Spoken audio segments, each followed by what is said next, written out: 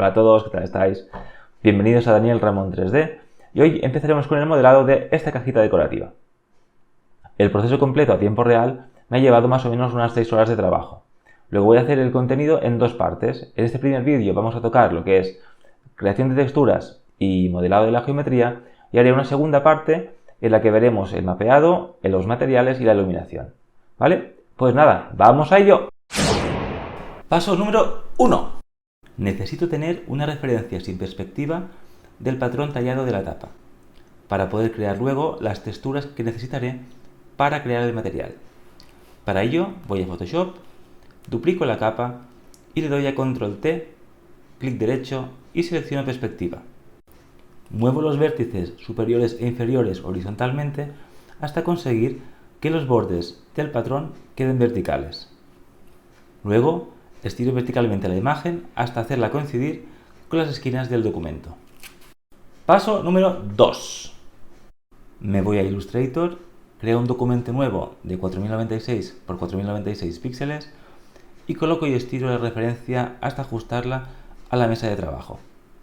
Creo encima una capa nueva y con la herramienta pluma y un color negro voy calcando cada área tallada del patrón. Tengo que crear una textura que me sirva de máscara para separar las zonas de madera y las zonas talladas que irán pintadas en blanco. Una vez calcado todo el motivo, creo un rectángulo por encima. Selecciono todos los elementos y con la opción recortar elimino las regiones que sobresalen. Exporto la imagen como un PNG y vuelvo a Photoshop. Paso número 3.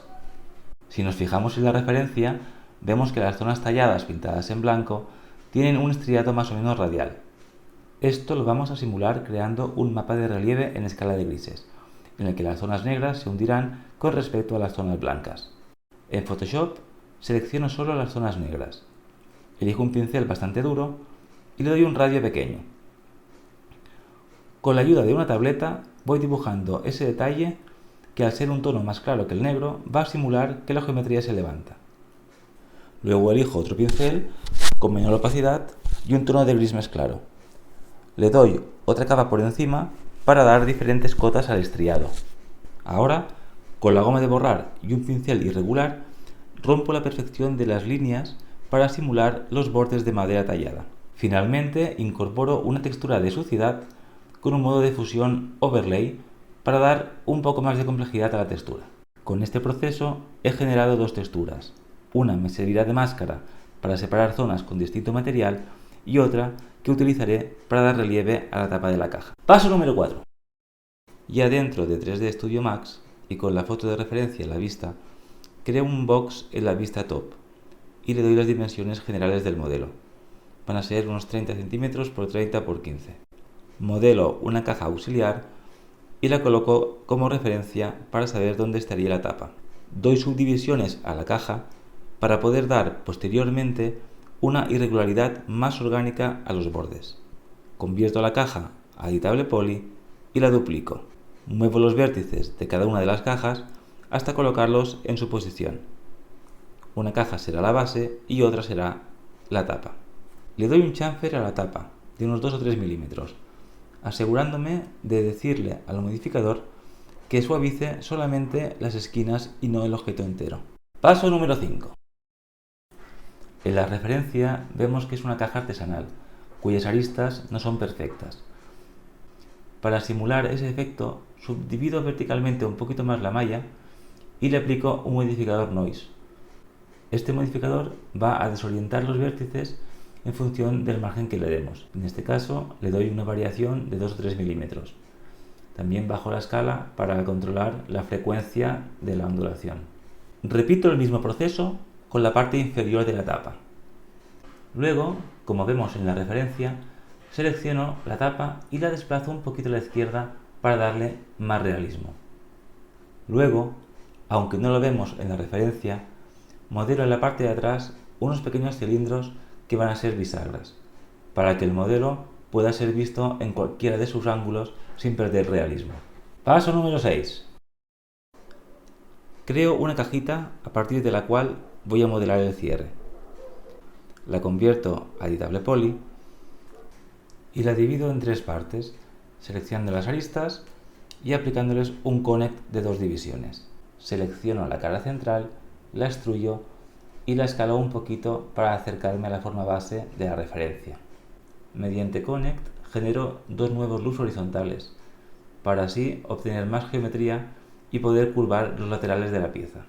Como la pieza es simétrica tanto en el eje X como en el eje Y, borro la mitad derecha y la mitad inferior para trabajar el modelado solo en una cuarta parte de la pieza. Genero los loops necesarios para que la pieza se suavice correctamente al aplicarle el modificador Turbo Smooth. Los loops cercanos generan bordes duros, mientras que los loops separados van a generar una curvatura más suave. Cuando la geometría no permite crear loops automáticos con la herramienta Swift Loop, recurrimos a generarlos con la herramienta CAD. Estoy acabando de recolocar loops y vértices para tener una resolución de malla homogénea. Una vez estamos satisfechos con el modelado de la cuarta parte de la pieza, duplicamos la pieza, hacemos simetría y soldamos los puntos, en un eje y en otro eje. Una vez acabo la pieza, le doy Turbo Smooth y modelo el tornillo. Creo un cilindro con un número par de caras y aumento la cantidad de caras hasta que la cara más superior e inferior tengan el espacio del surco del tornillo. Luego uno los pares superiores con los inferiores con CAD y extruyo las dos caras laterales que me quedan para generar el surco. Acabo el tornillo dándole un chamfer muy sutil. Paso 7. Duplico la pieza que he modelado y le borro las caras centrales para modelar el saliente circular. Si miro la referencia, veo que esta pieza no tiene la aristadura sobresalida. Como veis, está al mismo nivel. Muevo los vértices y los voy seleccionando desde la vista top para alinearlos en el eje Z. Luego, con el snap activo, los llevo todos a su lugar. Selecciono el borde central que me ha quedado y con mayúsculas apretado lo escalo hacia adentro para generar otro loop de geometría. Con el borde seleccionado, aprieto Control y selecciono el modo arista. Me voy a la herramienta de modelado Loop, selecciono Loop Tools y Círculo. Eso me recoloca los vértices que contienen las aristas en forma de círculo. Giro un poco el borde para recolocar mejor aristas y vértices. Y con mayúsculas apretado, saco geometría y la escalo en X e Y para modelar el saliente. Voy moviendo y escalando aristas y vértices y creando los loops necesarios hasta conseguir la forma que quiero. Para cerrar la parte frontal, creo un plano en el centro que contenga el mismo número de aristas que el círculo vacío. Escalo un poco el plano hacia el centro, lo atacho a la pieza y selecciono los bordes del círculo y del plano. Con Bridge cierro la geometría. Selecciono las caras de la nueva geometría y con Relax suavizo la posición tan ortogonal de los vértices. En la vista lateral dibujo un círculo de 8 lados, que consigo dándole una interpolación de solamente un paso. Voy a usar este círculo como referencia para modelar el agujero del pasador. Borro la mitad derecha del modelo y con el objeto seleccionado y el snap activo, con la herramienta CAD, corto la geometría siguiendo la forma del círculo. Con el mismo CAD, creo aristas entre los vértices que me han quedado en caras sin conectar. Borro las caras interiores del círculo y elimino con Control y Remove las aristas sobrantes. Selecciono el borde del agujero y con mayúsculas apretado escalo hacia el centro para crear un pequeño borde de geometría interior. De nuevo con mayúsculas apretado desplazo el borde hacia el interior del agujero. Duplico la geometría que tengo. Le hago simetría para obtener la otra mitad. Con el snap la coloco en su posición. Atacho ambas geometrías y sueldo los vértices con la herramienta Weld. Selecciono los bordes abiertos de cada lado y con Bridge los uno. Acabo la pieza aplicándole un Turbo Smooth. Paso número 8. Para el pasador, creo un plano nuevo. Lo convierto a editable poly, selecciono una arista y con mayúsculas apretado voy secando geometría hasta buscar la forma básica del pasador. Genero un nuevo loop por el centro para obtener más geometría y así poder dar la forma correcta. Recoloco vértices y le aplico un shell a la geometría. Reubico el agujero de la pieza para que el pasador no interseccione con la malla. Hago unos últimos ajustes de geometría y le aplico Turbo Smooth para acabar la pieza. Comparo el modelo con la referencia y veo que en general el cierre debe ser más pequeño. Agrupo todo el cierre seleccionando cada parte y le doy a Group.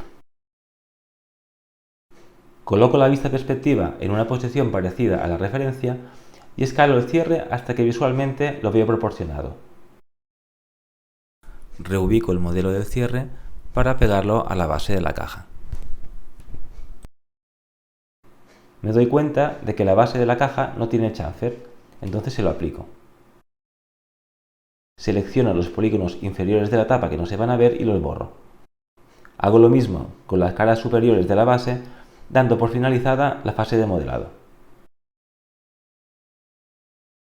Pues hasta aquí esta primera parte, espero que te haya gustado, si es así dame un like y suscríbete para no perderte el próximo vídeo.